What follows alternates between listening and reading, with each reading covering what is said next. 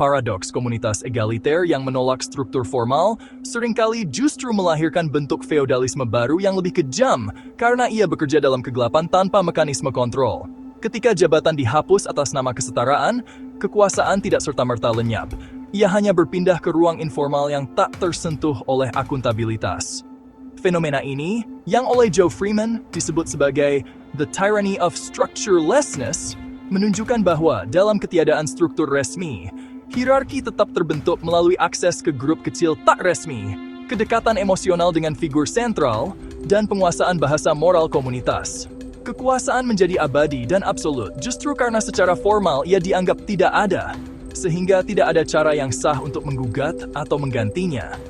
Dalam komunitas seperti ini, kesetaraan seringkali berubah menjadi alibi untuk melakukan represi halus melalui penggunaan bahasa nilai yang tampak dewasa, namun berfungsi sebagai alat sensor.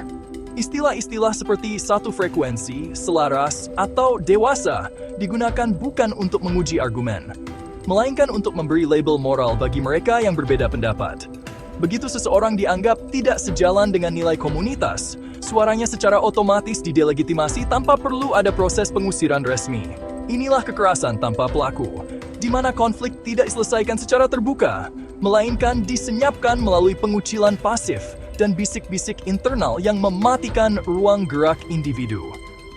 Pada akhirnya, egalitarianisme palsu ini hanya menguntungkan mereka yang memiliki modal sosial awal dan kemampuan retorika untuk menguasai narasi kolektif. Menghapus hierarki formal tanpa mengakui adanya relasi kuasa adalah sebuah kesesatan epistemik yang menjadikan komunitas tersebut rentan terhadap oligarki simbolik. Komunitas yang benar-benar dewasa bukanlah yang menyangkal eksistensi kekuasaan, melainkan yang berani mengakui kehadirannya dan menyediakan struktur yang transparan agar kekuasaan tersebut dapat diawasi dan dibatasi. Tanpa kejujuran untuk mengakui bahwa hierarki itu nyata, kata setara hanyalah kosmetik moral untuk melindungi otoritas yang bersembunyi di balik topeng kebersamaan.